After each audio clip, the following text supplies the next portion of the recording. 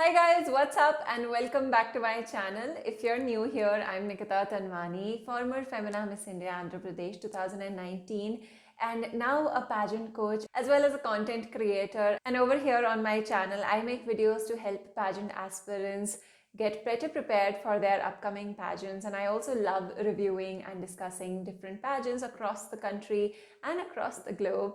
And I also sprinkle in some content based on lifestyle and motivation. So if that sounds like your cup of tea, then don't forget to subscribe to my channel and turn on the notification bell so that you don't miss out on any further videos. In today's video, I'm going to be talking about my top 12 favorites based on the preliminary competition of the Miss Supranational 2022, which happened just a couple of days ago. And Miss Supranational is so hot and trending right now. The contestants are all so amazing that it was not an easy job to narrow down and make this list of favorites. But I gotta commend Ritika Khatnani for representing India so amazingly well right now at the Miss Supranational pageant. She is definitely a fan favorite and seems to be a top contender for the competition. And I was just thinking the other day, what an incredible feat it would be for the organization. Say if Harnaz has gone on and already won Miss Universe and her next consecutive runner-up contestant goes on and wins Miss Supranational, that would be a very good achievement and a huge win for the Miss Diva organization. And so that's mainly why my interest was piqued in the Miss Supranational competition. Ritika's wardrobe has been so amazing. Bharat Gupta has done an insane job at styling and prepping the wardrobe for the Indian delegates this time. So hats off to you, Bharat. Now, before I move on to my favorites for the Miss Supranational competition, the finale is just a few days away. And so let's talk about the preliminary first of all. The preliminary competition for Miss Supranational, we've seen better production, or I would say we've seen better audience. For some reason that I can't really put my finger on, the Supranational prelims this time did not have a huge audience. Most of the venues seemed to be empty, and I'm not sure if it was because the dates were not announced on time or if it has anything to do with the socio-political issues surrounding Poland and Ukraine at the moment. But it seemed like the preliminary could have been better organized. Even the judges were sitting on the far end and the side of the stage, which did not really make sense, and it did make it quite tricky for the contestants to be able to engage and make eye contact with the judges while they had to walk in a completely different direction. And looking back at the judges, just didn't seem like it was convenient, or did not seem to have made sense to me. I was hoping that the judges could have sat down in front of the ramp. Apart from the seating positions of the jury, I also felt that the lighting on the stage and the LEDs was not doing justice to all of the contestants, especially dark complexion contestants. I felt like they were somehow just drowned with the type of lighting that was going on, and the swimsuits were also not all the same color. And so I didn't really understand whether the swimsuits were decided by the organization or if the contestants had just gotten their own, because a lot of contestants were wearing pink, but then there were so many which were wearing red as well. And that color in particular did not reflect well with the type of LED lighting that they had going on.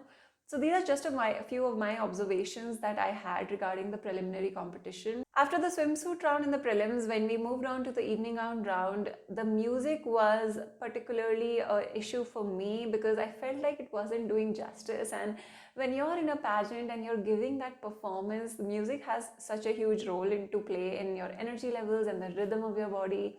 And it just felt very dull as the beats of the music. We've seen so many better music tracks when it comes to other pageants. So I think even if the lighting was not doing justice, the music and the soundtrack is definitely something that the organization can just, put some more mind into maybe and make it more fun overall as a show to watch.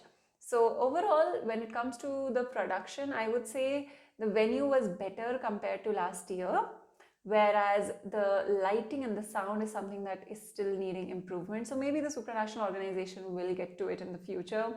Now coming to my top 12 favorites, and this was not an easy list to make, I would say, which is a huge compliment to the contestants. And so now in no particular order, here are my favorites. The first contestant that stood out to me is South Africa, and she is definitely a top contender for the crown as well. When it came to South Africa, I loved the regal queen-like aura that she brought to stage. Whether it was her swimsuit round or her evening gown, she did look like a queen. The hair updo justified her facial features so beautifully well, and just the way she carried herself with so much composure, poise, and confidence is what she was oozing. And when I saw her performance, the only word that I had to say was, she's the queen. Everybody else is a pageant contestant, she's the queen. That's the vibe I got from her. So yeah, South Africa definitely blew me away. The next contestant that I am a huge fan of has to be India. Nikita Tanwani was one of the best walks that I saw, especially in the swimsuit round. When it came to her gown, while I loved the color and was happy to see a new bright color being given to Indian delegates, however, we did see in a couple of places that the overall styling that she had been doing in India for the gown seemed to be a better choice compared to what she had going on for the preliminary onstage competition.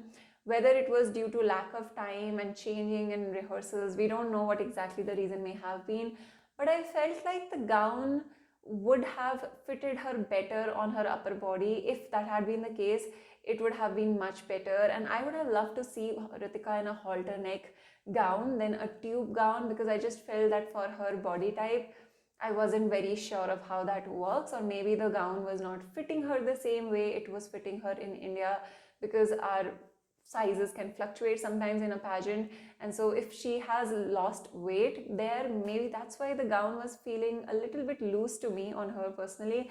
But I don't think that affected her performance in any way whatsoever, and so Ritika is definitely there in the top 5 of Miss Supranational contenders for me at the moment. The next contestant on my list has to be Cote d'Ivoire. Now, Cote d'Ivoire, I feel, is an upcoming country in the pageant scenario, because the last 2-3 years, the contestants that they've been sending to not just Universe, but World and also Supranational, all of them have been catching my attention. And so I think that's just a huge compliment to the country and the organization sending their pageant delegates. And for Cote d'Ivoire, I loved her swimsuit round performance. Her body, her walk, everything was so on point. And when she came out in that black velvet gown, it gave me Natasha Joubert vibes from Miss Universe South Africa 2020.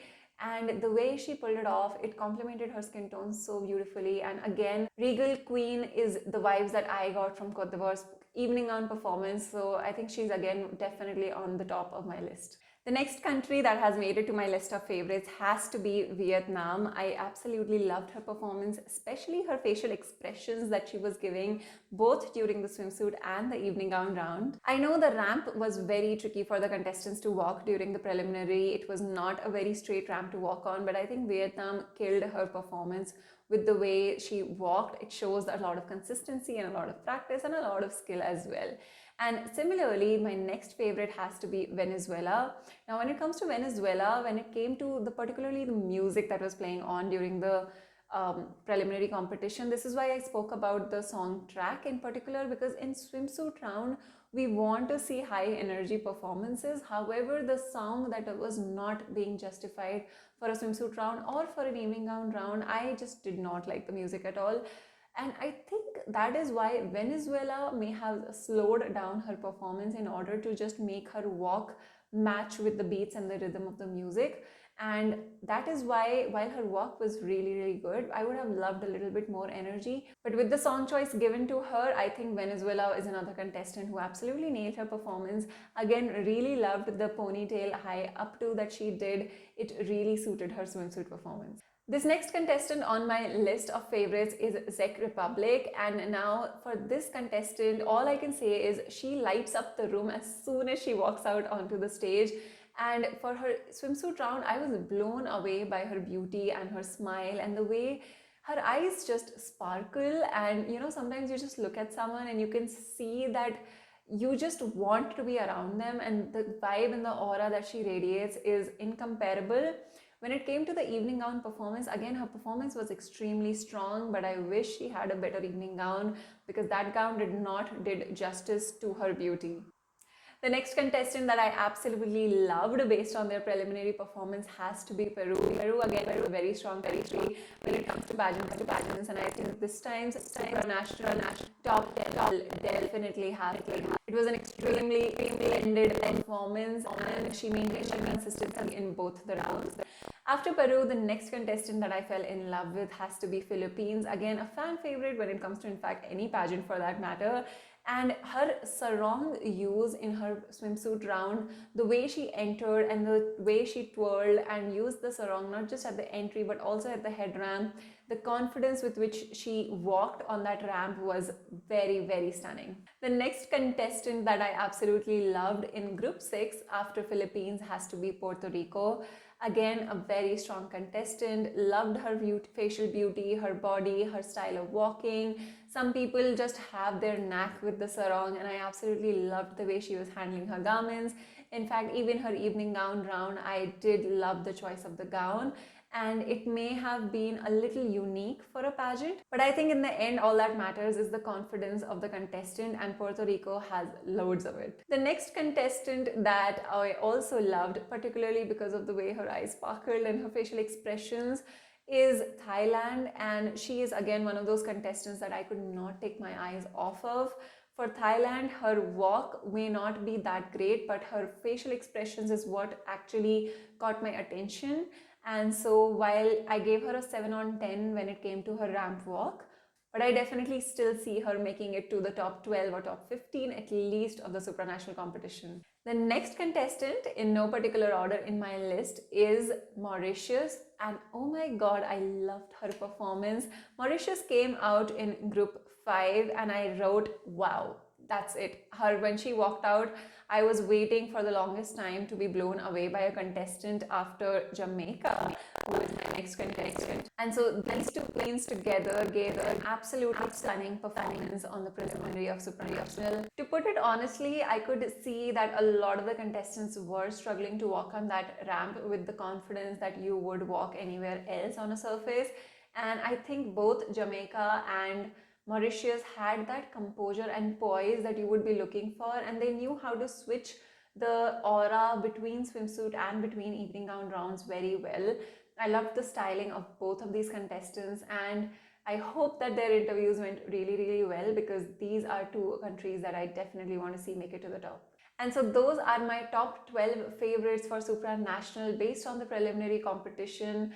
I cannot wait to see how many of these actually make it to the top 12 on the day of the finale. So fingers crossed, and I wish all the contestants the very best of luck. Let me know if you guys enjoyed this video and if you would want me to make leaderboards for any other pageants as well. I am loving following international pageants at the moment, and there are always new upcoming countries with strong delegates, and there is so much to learn from each of these contestants, not just their interview skills and their styling and their wardrobes, but also their ramp walk sequences, especially swimsuit rounds. It's always fun to see how many different ways in which you can use your sarong and the type of entries and head ramp sequences that they pull off. So it's been a treat to watch you guys at Supranational. As always, I love you guys so much, and I will see you very soon in my next video. Bye bye.